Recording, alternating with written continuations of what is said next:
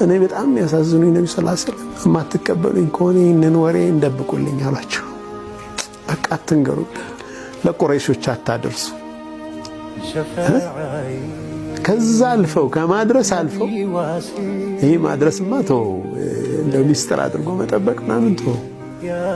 ሱፋሃዎቻቸውን ሞኞች ቄሎቻቸውን እብዶቻቸውን ልጆቻቸውን ሕፃናትን ልከው ነብዩ ሰለላሁ ዐለይሂ ወሰለም እና በዛ መሰበር ውስጥ ወደ አላህ የነበራቸው መጠጋት ከዛ ኢላ ምን ተኪሉኒ ያሉት። ኧረ እኔማ ወደ አንተ ነው ወደ እኔ ነው የማስጠጋህ እኮ ነው። ኢላ ምን ተኪሉኒ ለማን ነው የምትወኝ? ማን ነው የምትወኝ ጌታዬ? ለአዱ እኔ ተጃሃሙኒ ጥቃት ለሚፈጽምብኝ ጠላት አሳልፈህ ትሰጠኛለህ። በቃ በሱ ቁጥጥር ስር ለምሆንበት ባሪያህ ነው የምትወኝ እኮ ነው።